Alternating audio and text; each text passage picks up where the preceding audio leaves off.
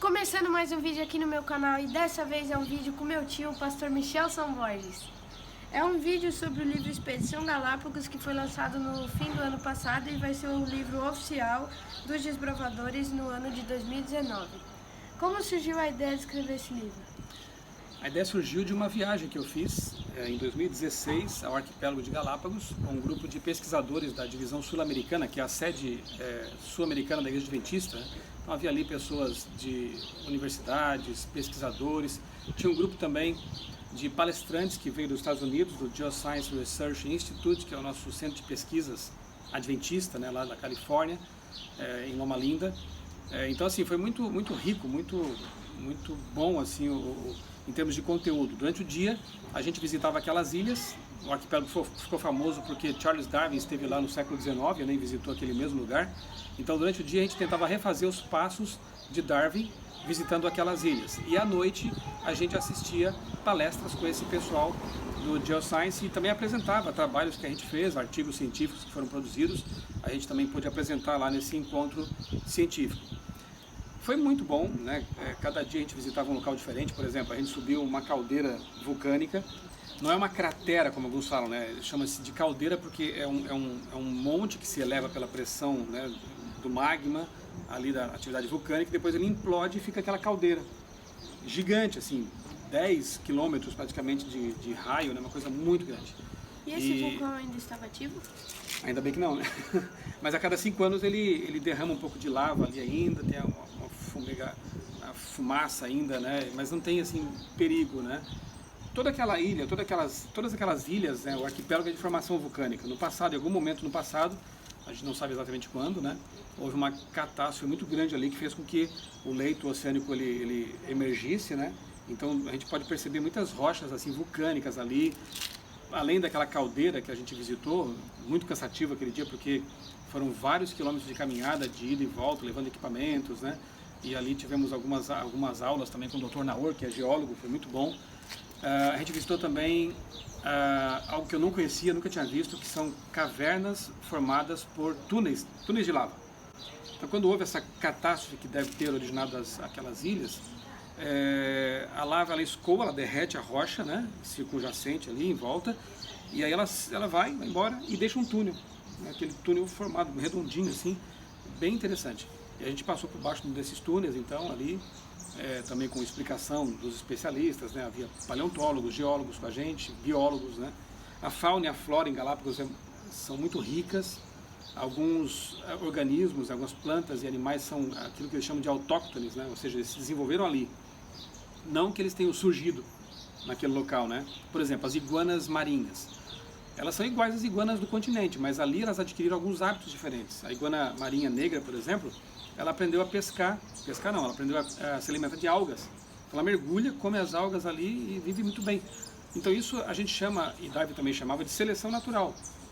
Animais que conseguiram adquirir comportamentos que são úteis, né, eles acabam sobrevivendo e se reproduzindo. Então há uma população ali de animais com comportamentos diferenciados, e isso é resultado de seleção natural e isolamento geográfico. Darwin também viu, aqui está uma iguana, né, na capa inclusive. Esse aqui é um pássaro, né, que tem lá, eles chamam de boobies, boobies. Eles têm as patas azuis, um azul bem vivo, assim, é muito bonito, né. E lá também vimos os famosos tentilhões, que são os nossos pardais, né? Só que lá em Galápagos, como os continentes são as ilhas são separadas, há uma certa variação mesmo, né? E assim, os darwinistas percebem isso, e é notório. Algumas aves em algumas ilhas têm um bico um pouco maior, outras têm um bico menor em outras ilhas, a plumagem varia, mas isso é meramente seleção natural e microvariação, né? Adaptação, digamos assim, né? É impossível ver o que Darwin esperava ver, que é a macroevolução. Um animal de um tipo mudar para um outro bem diferente, né? Isso não existe. Então qual é o pensamento dos evolucionistas, né? Eles pensam que se houve essas pequenas variações, se a vida na Terra tiver milhões ou até bilhões de anos, poderia haver grandes modificações, mas isso é filosofia, isso é hipótese, não tem realmente confirmação científica, né? Algo assim factual. Muito bem. Visitamos também alguns locais que dá para fazer flutuação, né? A gente mergulhou lá perto de tartarugas gigantes, até tubarões tinha lá, mas eram filhotes, né? E dizia lá os guias que estavam bem alimentados, então não tinha perigo, né?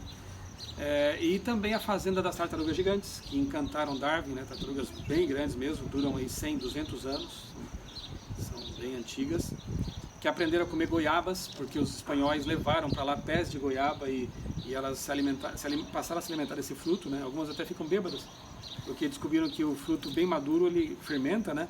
E elas ficam lá meio alegrinhas, as tartarugas, né? Então foi muito bom, assim, foi uma expedição bem enriquecedora. E quando eu estava voltando dessa viagem, eu estava muito cansado, naturalmente, né? Depois de vários dias de expedições. Eu pensei assim, o que eu faço? Eu vou dormir agora no avião, eram 7, 8 horas de voo de Quito até São Paulo, ou vou escrever um livro, porque as ideias estavam frescas na memória, né? Aí eu pensei, eu descanso em casa, eu vou escrever esse livro. Eu peguei meu bloquinho, comecei a rascunhar tudo ali, as ideias estavam fluindo, né? E depois de 7 horas de voo, quando eu desembarquei em São Paulo, o livro estava quase que concluído. E de onde veio a ideia de fazer personagens? Assim, porque eu pensei o seguinte, não ia ser tão interessante fazer apenas um relatório de uma viagem, né? Olha, vi isso, vi aquilo, as ilhas têm isso, tem aquilo. Eu acho que ficaria algo meio comum. E eu também pensei em focar nas crianças, né? Eu creio que nós temos que, desde cedo, ensinar às crianças que o evolucionismo não é a única forma de entender as origens, né? De saber de onde viemos, por que estamos aqui. O criacionismo é um modelo bastante sólido, bastante coerente, científico até, e eu creio que as crianças devem ter desde cedo o direito de conhecer ambas as formas de ver o mundo, de pensar. E então eu tenho escrito, estou pensando em outros projetos também, pensando nas crianças mesmo. Eu escrevi o Terra de Gigantes, já foi lançado antes desse aqui ano passado, que é um livro sobre dinossauros, também pensando no público infanto-juvenil, com personagens, com enredo. E esse livro aqui também tem um enredo, tem uma história. E o personagem principal que eu criei é o Tiago, é um garotinho que vai para Galápagos com o pai dele, nessa expedição Galápagos, né? E ele escreve um diário. Esse livro aqui é um diário de viagem, né? Então, na verdade, os dias do diário aqui correspondem aos dias que eu também, os dias em que eu visitei as várias ilhas, os locais das ilhas. Então, o personagem faz esse caminho, né? E assim, eu creio que a história ficou mais interessante, porque tem um enredo, tem uma aventura, ele conhece uma menina ali e se apaixona por ela, tem toda essa história também de um pequeno romance, né, nesse livro. E todos os personagens são fictícios? Então, esse é um segredo, mas já que você perguntou, eu vou ter que contar, né? A maioria sim, né? Por exemplo, o leão marinho, né? Eles chamam de lobo marinho, lobo do mar, né? Existem muitos lá e você pode chegar até perto deles. Eles até deixariam você abraçá-los, porque são muito mansos. Mas as pessoas na ilha nos orientam a ficar pelo menos uns 2 metros assim, de distância para preservar também ali os animais, não contaminá-los talvez com protetor solar, com algumas coisas que o ser humano traz, né, cosméticos, enfim, para preservar a fauna e a flora. Bem, eles são bem mansos, né? Então existem bastante lobos marinhos, lobos do mar por ali, mas o que eu conto aqui na história não é um que de fato existiu, né? É fictício. Mas a menina, a Helena, ela existiu. É uma menina norte-americana que eu conheci lá, nós estávamos subindo a caldeira do vulcão Santa Helena, e ela com a mãe, com o pai e a mãe estavam subindo com a gente, né?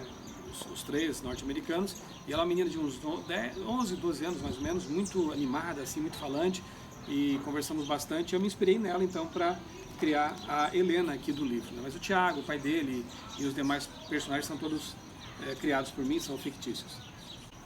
E a pessoa que quer ler esse livro, onde ela pode encontrar? Assim, acho que a forma mais fácil de adquirir o Expedição Galápagos é pelo site da editora que publicou, que é a Casa Publicadora Brasileira. É o www.cpb, Casa Publicadora Brasileira, cpb.com.br, frete inclusive é grátis, né? E como você disse, esse é o livro que foi escolhido para ser o livro de leitura dos Desbravadores para o ano de 2019. Desbravadores é um grupo parecido com escoteiros, né, da Igreja Adventista, e assim, é um movimento, né, muito bonito que estimula a leitura, projetos sociais, desenvolvimento físico, mental e espiritual. E eu fiquei muito feliz de saber que esse livro aqui foi escolhido então para que eles lessem durante este ano de 2019. Então, esse foi o vídeo. Se você gostou, se inscreve no canal, deixa o like e ativa o sininho para receber todas as notificações. Falou e fui! Um abraço!